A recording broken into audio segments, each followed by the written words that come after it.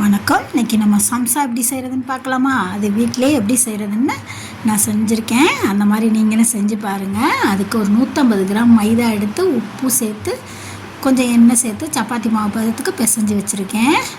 2 பெரிய வெங்காயம் அரிஞ்சு வச்சுருக்கேன். 2 உருளைக்கிழங்கு வேக வச்சு எடுத்து வச்சுருக்கேன். கருவேப்பிலை மல்லித்தலை எடுத்து வச்சுருக்கேன்.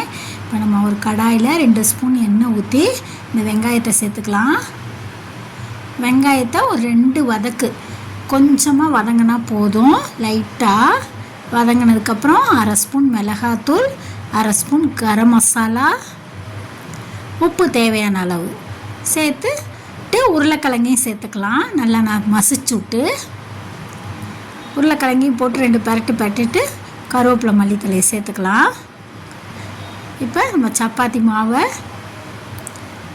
சமோசாவுக்கு அப்படியே நல்லா சப்பாத்தி பதத்துக்கு நல்லா செமையாக மெலிசாக திரட்டணும். மெலிசாக திரட்டிட்டு இப்போ தோசைக்கல்லில் போட்டு அப்படியே வாட்டி எடுத்துக்கலாம். லைட்டாக வாட்டினா போதும். இந்த பதத்துக்கு வாட்டி இப்போ எல்லா சீட்டையும் ஒன்றா வச்சு நம்ம கட் பண்ணிக்கலாம். சமோசா சீட்டு அந்த அளவுக்கு சமோசா திரட்டுற அளவுக்கு எல்லாத்தையும் நான் கட் பண்ணி இப்போ எடுத்துக்கிட்டேன். சைடெல்லாம் கட் பண்ணிவிட்டு நேராக கோடு போட்டு இந்த மாதிரி கட் பண்ணிக்கிட்டேன். பாருங்கள், இந்த மாதிரி கட் பண்ணிக்கணும். இப்போ எல்லாத்தையும் எடுத்து நம்ம எப்படி சமோசாவை திரட்டுறதுன்னு பார்க்கலாம். மடித்து இப்படி திரட்டுறதுன்னு இப்படி 2 மடிப்பு மடிச்சுட்டு அதுக்குள்ளே செஞ்சு வச்ச மசாலாவை எடுத்து வச்சுக்கலாம். வெங்காயம் உருளைக்கிழங்கு மசாலாவை இப்போ 1 ஸ்பூன் மைதா போட்டு நான் கொஞ்சம் தண்ணி விட்டு கலக்கி வச்சுருக்கேன். அதில் ஒட்டிக்கலாம்.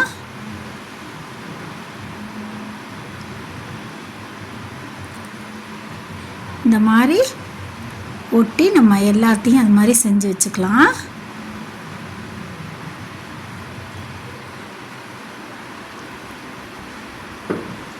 அதை அப்படியே மடிச்சிட வேண்டியதுதான். அவ்வளோதான், ஈஸியாக செஞ்சிடலாம். அந்த இடத்த ஒட்டிடணும். இப்போ எல்லாத்தையும் அந்த மாதிரி செஞ்சு வச்சுக்கிட்டேன். எனக்கு 11 12 வந்தது அந்த மாவுக்கு, 150 கிராம் மாவுக்கு.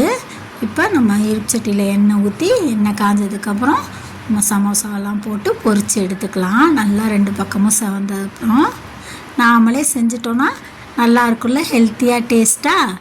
இந்த மாதிரி நீங்களும் செஞ்சு பாருங்கள். எங்கள் சேனல் பிடிச்சிருந்தா லைக் பண்ணுங்கள், ஷேர் பண்ணுங்கள், சப்ஸ்கிரைப் பண்ணுங்கள். தேங்க்ஸ் ஃபார் வாட்சிங்.